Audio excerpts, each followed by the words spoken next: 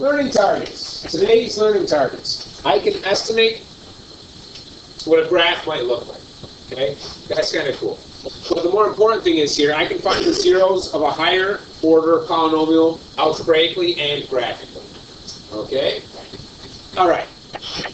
Let's take a look at these two graphs here. All right? We have f of x, which is x cubed plus x.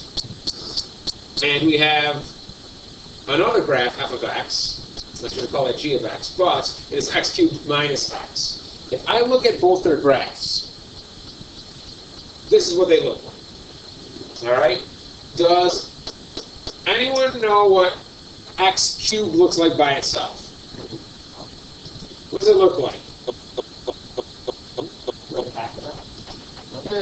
That's x cubed right there by itself. So, if this is x cubed, right here, well, that's x cubed. Okay, any slightly different, okay, that is slightly different from x cubed plus x and x cubed minus x. Okay, we are graphing a combination of two monomials, meaning this is a one-term polynomial and this is a one-term polynomial. Right?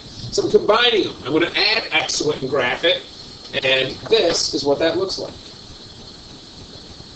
All right? If I subtract two monomials, this is one term and this is one term, and I subtract them, this is what it looks like. Just by looking at these graphs, okay?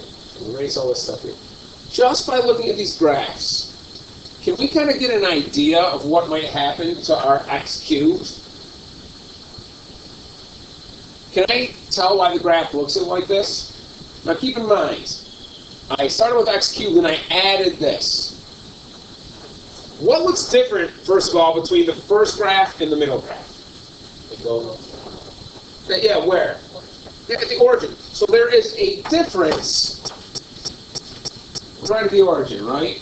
Right, the difference between there and there. There's a difference, isn't there? Because the graphs go up and to the right forever and down to the left forever, just like this parent graph does. It still goes up forever and down forever. This goes up forever, down forever. And this goes up forever and down forever. So we can tell that by adding or subtracting something, in this case we're adding and subtracting the same thing, it changes near the origin. Can anyone make a connection based on adding the x, why it looks like that, and subtracting the x, how it looks like that?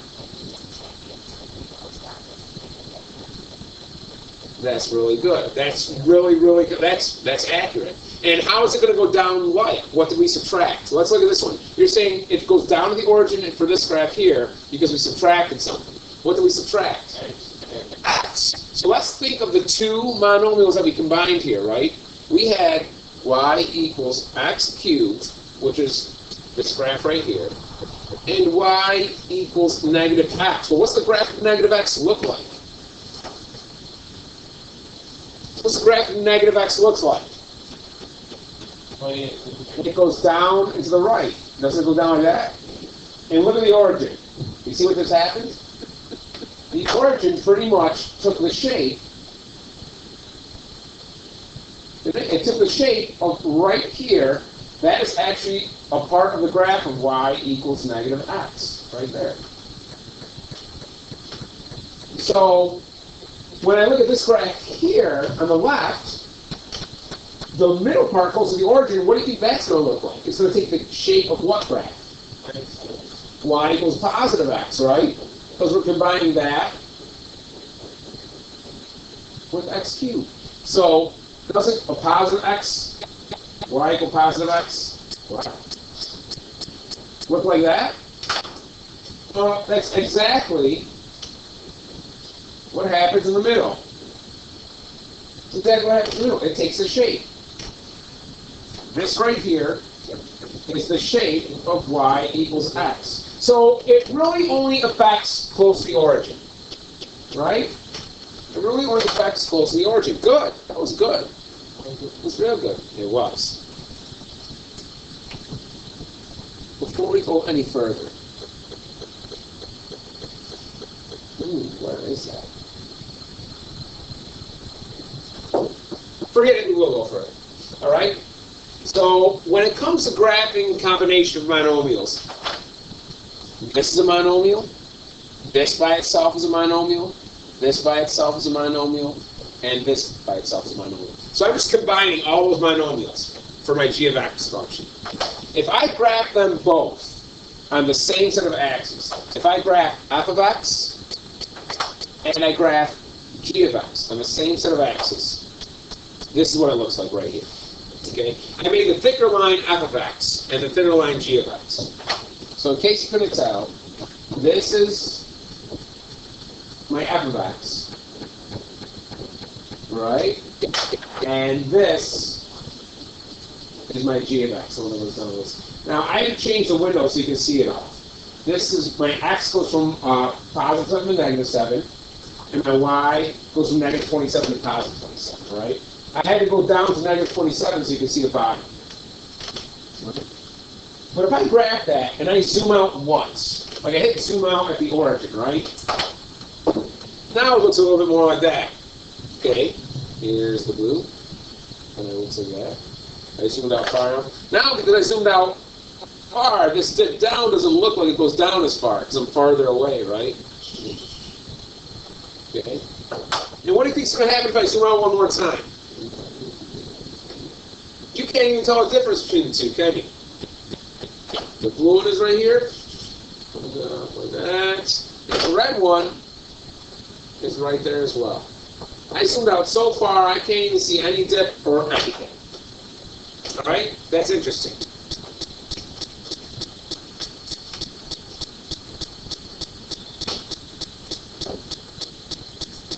What do we notice when you zoom out further and further? That what? What happens here? Yeah, they look the same, don't they? And they look the same. The graphs get closer, so they look like the same graph. They look like the same graph. As I zoom out here, I mean, they look the same. I can't even tell them apart at that point. So they look like the same graph.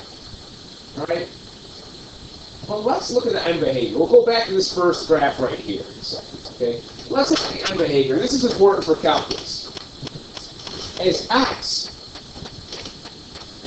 goes further and further to the right, positive infinity, what does the y value do? That's what this means. What does the y value of f of x do? This is f of x right here. Goes up like that forever. As I go further and further this way, on the x-axis, to positive infinity, where does y go? Up forever, right? That goes to positive infinity. Now what happens on that same function if x approaches negative infinity this way? Yeah, it goes down forever, doesn't it? Mm-hmm. So that goes to negative infinity. Interesting. What about g? What about g of x? That goes to the right forever. Now this is g of x.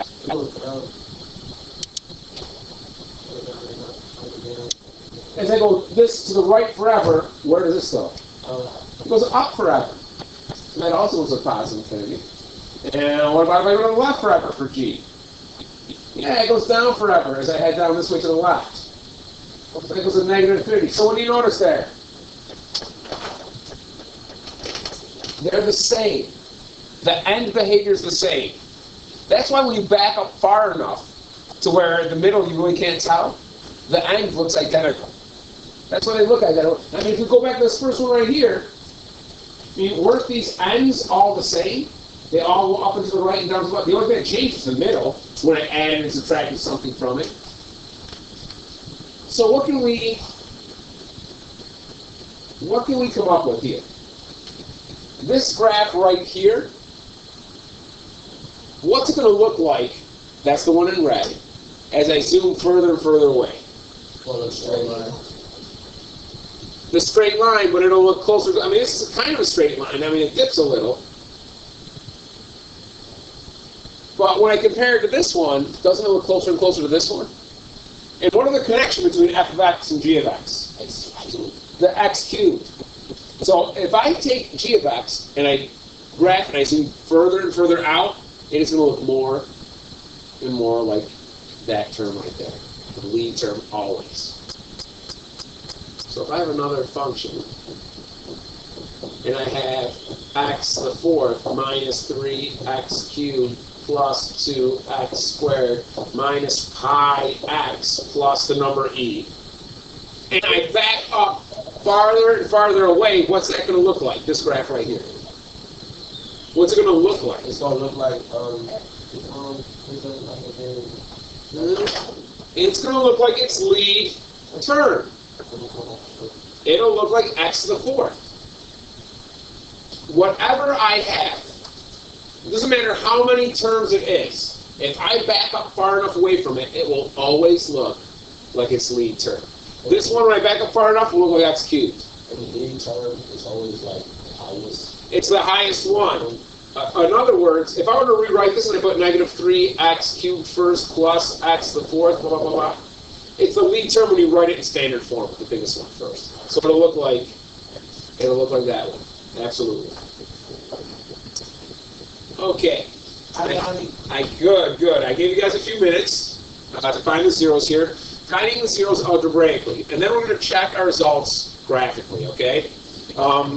First thing I do is what? Pull out the x. What's left when I do that? X squared minus x minus 6. So, now I have x, and what can I do here?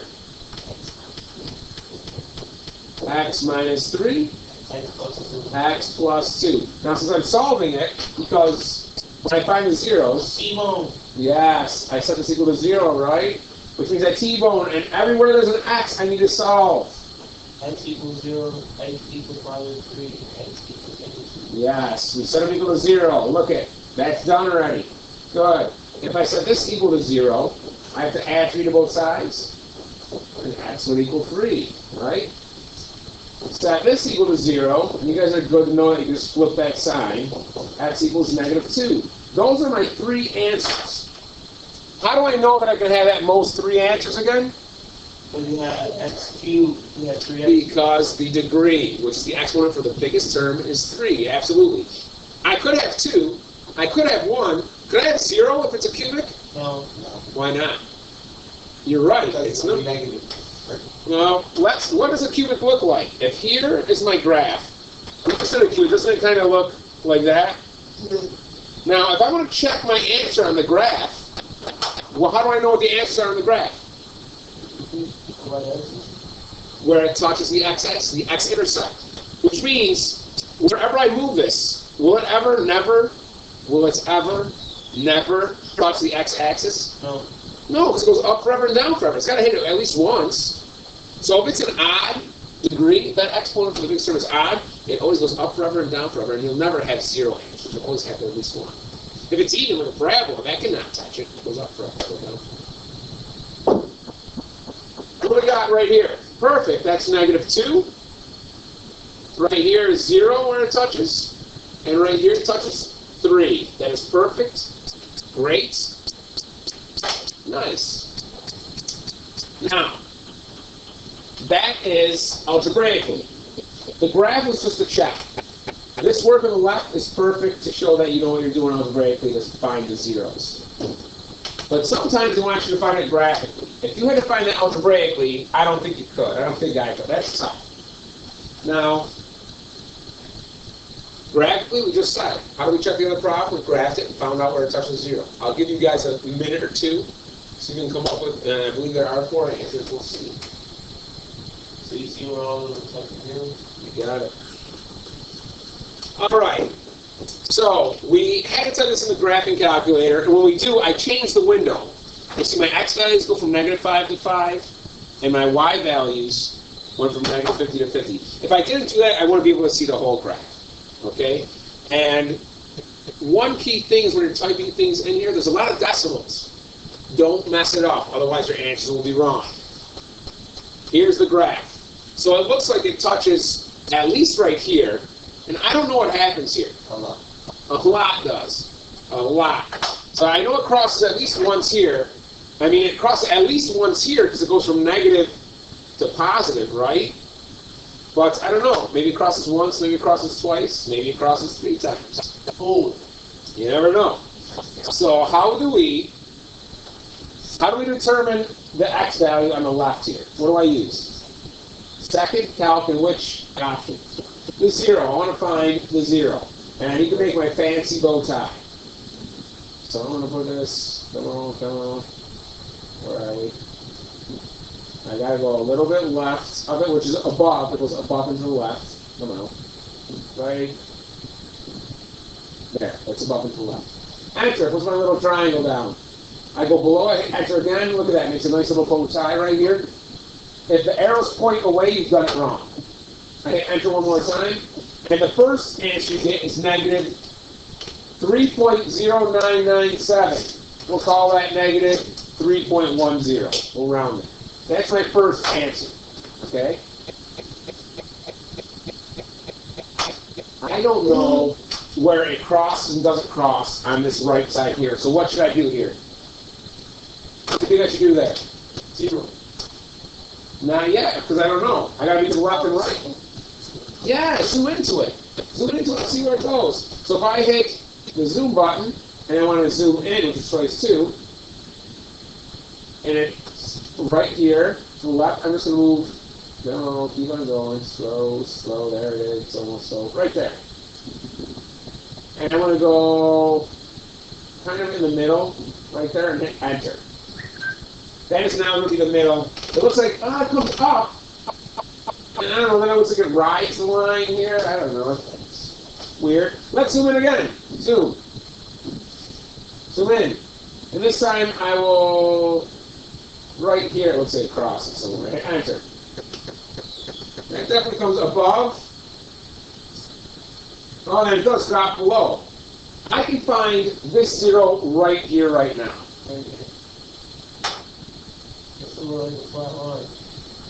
As long as I'm to the left of it and to the right of it, it should give it to me. You don't think it will? Second, calc. I'll find my 0. It's got to be to the left of it. Come on, chug.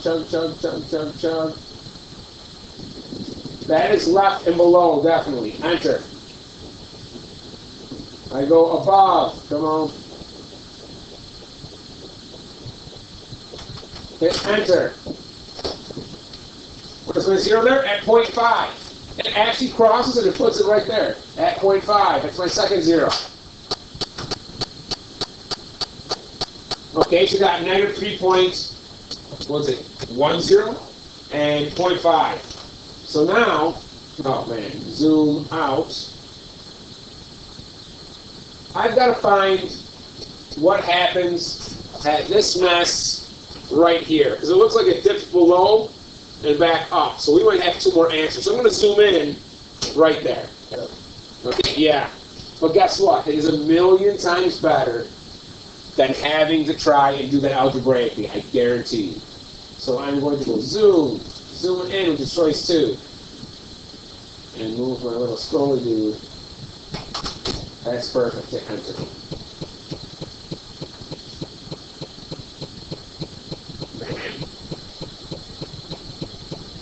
Do you think it just touches once?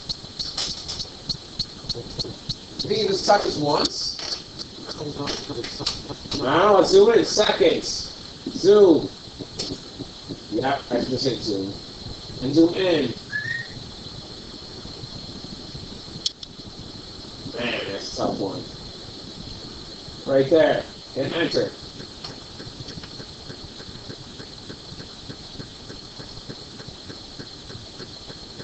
Does that cross it all?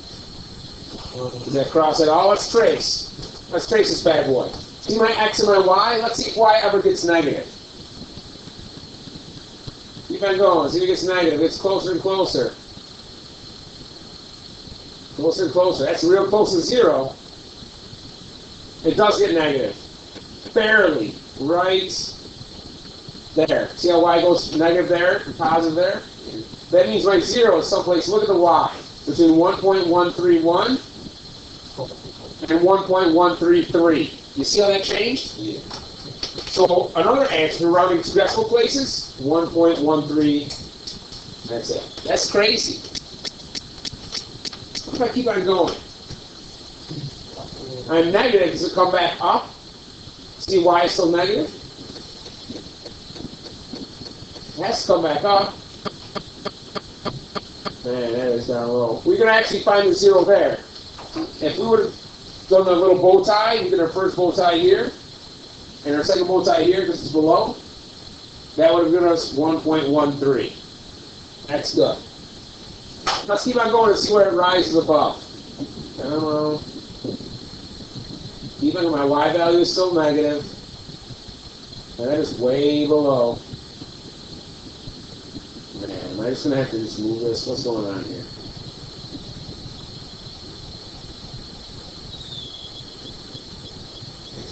This is going forever. In a second, I'm going to zoom back out. What a pain in the butt this calculator is. Look at that. Look at that. Let's zoom out with the 3. And I'm going to have to zoom back in when that comes back up above the x-axis, which is right there, and zoom in. And yes, this much is of a pain in the butt. But the beautiful part is, the calculator does all the work. You just need the patience. Actually, I'm going to zoom in right there. It is below right here. And it is below right here.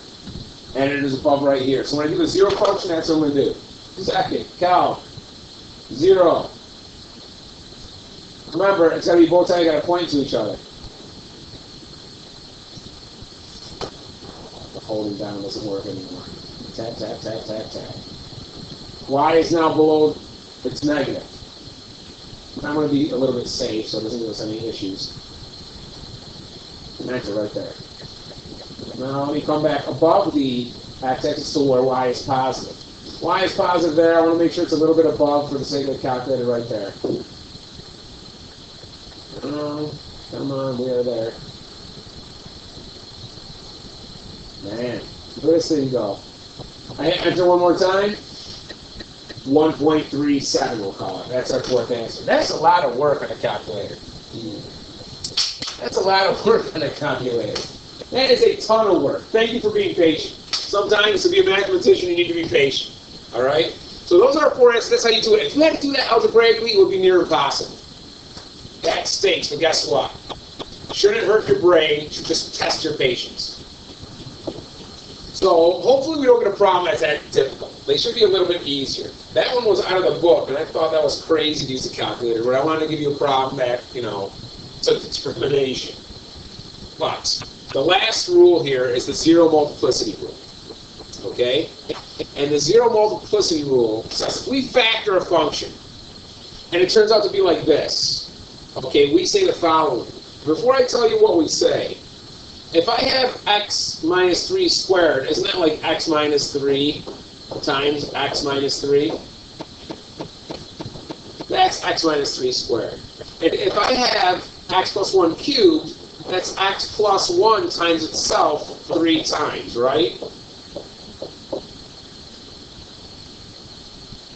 Well, if I were to T-bone that, wouldn't I have 2 answers? Right? X would be 3 and 3 here. Wouldn't I have 3 answers for 1? Well, that would be negative 4. Oh, more candy. Oh, more candy. So when we see something written like this, all we say is the answer x equals 3 is going to have a multiplicity of 2. That means there's 2 answers for x equals 3. And that's it. That's all multiplicity means. So what would I say for my x plus 1? I would say x equals negative 1. Yeah, with a multiplicity of 3. That's it. That is it. That's simple. Thank God we had something simple like that complex graphing problem.